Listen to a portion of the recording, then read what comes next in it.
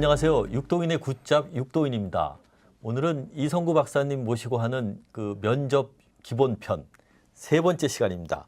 지난번 두 번째 시간 때 그 입장을 바꿔보면 질문이 보인다였습니다. 오늘 세 번째는 답변 얘기입니다. 이런 답변이 좋은 점수를 받는다입니다. 박사님 안녕하십니까? 네, 안녕하세요. 예. 지난번에 질문 얘기를 했고요. 그렇죠. 오늘은 이제 답변 얘기인데 사실은 질문이 예상이 된다고 하지 않으셨습니까? 네. 근데 질문이 예상을 할 수 있어도 사실 답변이 쉽지는 않습니다. 네. 개인적으로 답변을 막 준비를 하겠지만은 네. 이게 어떻게 답변하는 게 좋은 건지 우리 취준생들 대부분 다 고민일 텐데요. 네. 뭐 좀 답이 있습니까? 답변이 사실 어렵지요. 네. 어떤 답변이 좋은가? 취준생들은 항상 고민은 합니다. 네. 근데 저는 이 답변의 내용을 네. 답변의 자세, 답변의 형태, 답변의 내용 이 세 가지로 나누어 설명해 보겠습니다. 네. 첫 번째 제가 강조하는 것은 답변 자세입니다. 네. 아무리 우수한 내용의 답변이라고 하더라도 자연스럽게 간결 명료하게 자신감을 갖고 대답하는 것이 중요하다고 생각합니다. 네. 자연스럽게 간결 명료하게 자신감을 갖자라. 그 막 말씀하시면 자간자네요. 그렇습니다. 네, 그러니까 자간자 답변이네요. 그렇게 얘기할 수 있겠죠. 예, 근데 이 자간자 이게 어떤 지금 말씀하시는지 그 이해는 되는데 실제 면접장에서 면접장에 가가지고 그 긴장하거나 내 성격이 또 이렇게 자신감이 없는 친구들도 있고 네. 그러니 마음대로 되지 않을 때가 많을 텐데요. 네. 사실 그 문제를 이 자리에서 네네. 제가 이렇게 해결해 드릴 수는 없습니다. 네네네. 이것은 지원자들이 네. 또는 취준생들이 평소에 훈련을 통해서만 향상될 수 있는 것입니다. 그래서 면접의 답변 태도, 자세는 어떻게 취해야 되는가 네네. 하는 것을 자간자 네. 이렇게 기억을 하고 계속적으로 반복 연습을 하는 것이 중요합니다. 네. 특히 이제 성격이 내성적이거나 네네. 또는 소극적이다라고 스스로 판단하는 그런 지원자들은 반드시 자간자 이거를 기억하고 연습해 주셨으면 좋겠습니다. 실제 저희들 면접을 가서 보더라도 사람들을 잘 모르는데 어떤 친구가 아주 당당하고 자연스럽게 시원하게 얘기를 하면은 그 친구한테 이렇게 점수가 많이 가는 거는 사실인 것 그렇게 같아요. 되죠. 네, 그러니까 결국은 자연스럽게 간결 명료하게 자신 있게 답변하라. 자간자 이게 중요하시다는 말씀이네요. 네, 그렇습니다. 자, 면접 질문에 대답할 때 조금 더 자간자 이외에 더 신경 써야 할 게 있다면 어떤 것들이겠습니까? 답변 자세를 제가 자간자로 정리를 했는데요. 예. 이제 답변의 형태에 대해서 말씀을 드리겠습니다. 네네. 그래서 답변의 형태는 첫 번째 두갈식으로 얘기하라. 두 갈씩. 예. 간결 명료하게 얘기할 수 있는 가장 좋은 방법이 두갈식입니다. 그래서 내가 전달하고 싶은 메시지를 먼저 초반에 얘기하는 것입니다. 결론부터 얘기하고 들어가자 이제. 그렇습니다. 그런 두 갈씩 이런 것들이 그 말은 쉬운데 그 어떤 형태인지 한번 그 예를 좀 보여주시겠습니까? 예를 들어서 예. 어떤 지원자가 내가 정확한 상황 판단을 통해서 고객 회사의 IT 보안 문제를 해결했습니다. 네네. 라고 대답을 하게 되면 그것이 하나의 결론이 되고 본인이 이야기하고 싶은 메시지가 될 것입니다. 그 얘기를 하고 나서 본인이 어떻게 보안 취약상의 문제를 해결했는지 상황 판단을 어떻게 정확하게 했었는지를 그 이후에 풀어나가는 것이 되겠습니다. 또 하나의 예를 들면 남다른 친화력으로 빠른 시간에 조직에 적응을 했었던 기억이 있습니다. 라고 얘기를 먼저 결론을 내리면 본인이 얘기하고 싶은 메시지가 면접관한테 정확하게 전달이 되는 것입니다. 두 갈씩의 반대라고 그럴까요? 그러면 이제 보통 그 용수철식 답변이다 이런 얘기 있지 않습니까? 네. 그럼 어떤 거를 얘기? 그러니까 용수철식 답변은 신입생들이 마음이 급해서 질문을 하자마자 용수철을 누르면 툭 튀어나오듯이 즉각적으로 대답하는 그런 답변의 행태를 얘기하는 것입니다. 그래서 용수철식 답변, 질문 받자마자 즉각적으로 답변하는 모습은 면접관들한테 좋은 이미지를 주지 않습니다. 그럼 어떻게 해야 됩니까?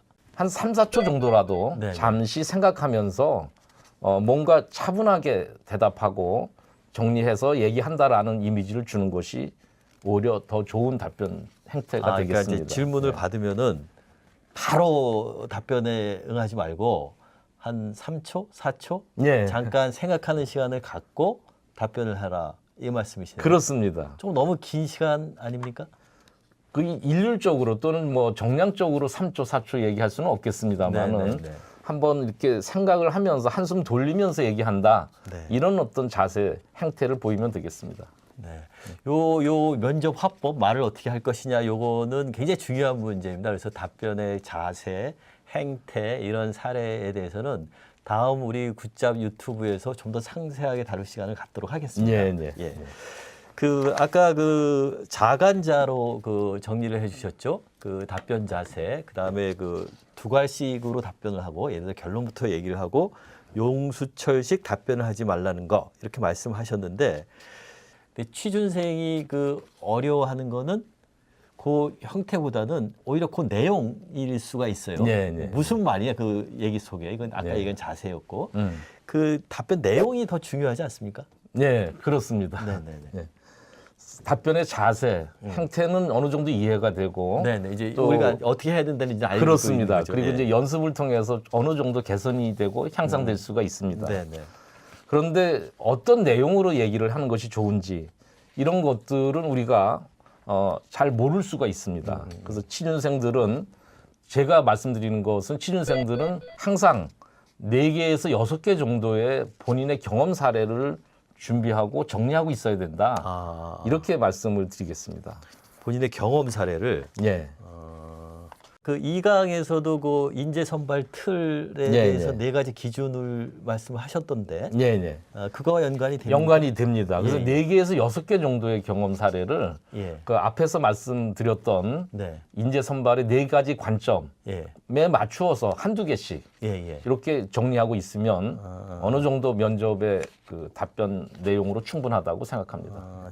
그 지금 말씀드린 걸 정리하면은 기본적으로 본인의 과거 경험 사례를 정리한다. 예. 그걸 근거로 대답을 한다. 그다음 아까 말씀드렸던 지난 2강에서 얘기했던 인재 그 선발의 틀, 그 4가지 틀에 맞추어서 몇 개씩 한두 개씩 도합 한 4개 내지 6개의 질문을 준비해 둔다. 예. 그런 사례를 그 틀에 맞춰서 그다음 자기소개서 작성 사례에 또 몇 개를 추가로 준비한다. 이렇게 정리를 해주시면 예, 되겠습니까? 그렇습니다. 예. 근데 그 지금 말씀하신 대로 하면은 그 4개 내지 6개 정도의 사례만 준비를 하면은 거의 모든 질문에 답변 가능하시다 얘기했는데 네. 그 조금 의미가 어떤 의미인지 좀 잘 모르겠습니다. 예. 2강에서도 제가 말씀을 드렸는데 네네. 인재 선발의 4가지 관점만 이해를 하면 네. 어느 정도 질문을 예상할 수 있다 이런 말씀을 드렸습니다. 네네. 사실 답변의 내용도 네. 어떤 내용으로 대답을 해야 되는가라는 그 방향을 취준생들이 생각을 하려면 네. 결국엔 질문 방향에 맞추어서 대답하면 되는 것입니다. 그래서 기업에서 적용하는 평가 기준이라는 것이 기업마다 다르지만 앞에서 말씀드렸듯이 모두 4가지 관점 안에서 이렇게 선택된 평가 기준들이거든요. 네네. 그렇기 때문에 4개 관점을 염두에 두고 답변을 준비를 하면 되는 것입니다. 네. 조금 구체적으로 예를 한번 들어서 설명을 해주시면 이해하는 데 도움이 될 것 같습니다. 예를 들어서 네. A 기업의 평가 기준은 팀워크이고 네네. B 기업의 평가 기준은 대인관계 이렇게 되어 있을 수 있습니다. 네네. 또 C 기업의 평가 기준은 고객 지향이다. 기업마다 그 평가 기준이 다르는데 표현이 다른 중심점이 것이죠. 다른, 예. 네. 그런데 이 팀워크 또는 대인관계, 고객 지향이다라는 3개의 평가 기준은 사실은 사람 관계의 측면을 파악하는 그런 기준들입니다. 그렇기 때문에 팀워크, 협동, 타인에 대한 배려, 고객에 대한 관심 이런 내용들로 모두 유사한 측면이 있기 때문에 결국은 같은 질문이다 이런 얘기. 크게 보면 예, 같은 예. 질문이다 이런 예, 얘기가 되겠습니다.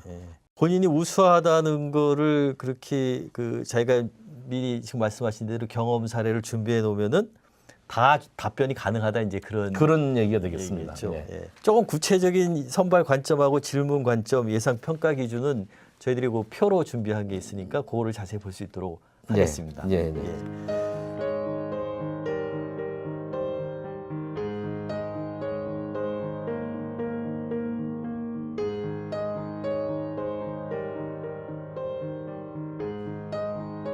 자, 그러면 이제 경험을 사례를 가지고 그 4개 내지 6개의 질문을 준비해 놓으면은 다 맞출 수 있다라고 지금 박사님 말씀하셨는데 그럼 그 경험 사례를 어떻게 설명하면 좋겠습니까? 제가 볼 때 경험 사례에 대한 소개는 일단 구체적이어야 됩니다. 네. 구체적이다라는 것은 길게 얘기하라는 것이 아니라 경험의 사례 또는 사건의 상황과 그 당시에 있었던 업무나 일, 그 당시에 내가 지원자 본인이 취했던 역할과 행동, 네. 그리고 결과 등에 대해서 설명을 간단하게 그러면서 정확하게 얘기하는 것입니다. 좀 구체적으로 말씀 한번. 대개 어떤 사례를 얘기하다 보면 네. 그 당시 사례가 있었던 배경 얘기를 안 할 수가 없습니다. 예. 그런데 배경 얘기를 너무 길게 얘기하면은 뭔 소리 하는지 또 모르고. 그렇습니다. 그래서 내가 어떤 어려움이 있었는데 예. 그 당시에 내가 어떤 모습으로 또는 어떤 역할을 해서 그 어려움을 해결해 냈다라고 본인의 행동에 중점을 두고 설명하는 것이 중요하다. 이렇게 저는 생각을 합니다. 아, 그러니까 본인의 행동에 포커스를 맞춰야 된다. 네, 네. 지금 말씀하시는 거는 결국은 답변을 굉장히 구체적으로 답변하라, 이른바 스토리텔링이죠. 그렇습니다. 그리고 본인 여러 가지 시츄에이션 중에서 본인의 역할과 행동에 초점을 두고 설명을 하라, 이런 말씀이시네요. 네. 남의 얘기하지 말고. 그렇습니다. 그 경험 사례 준비하고 그 답변하고 그런 구조, 여기에서는 다양한 사례가 많습니다. 그래서 그 사례에 대해서는 다음에 더욱 또 자세히 말씀해 주시는 걸로 하고 오늘 3강은 여기서 마치겠습니다. 그 다음 4강의 주제는 평가 기준은 공개된 것이나 마찬가지입니다. 그래서 결국 평가 기준에 대한 얘기를 다음 4강에서 할 수 있도록 하겠습니다. 박사님 고맙습니다. 네, 감사합니다.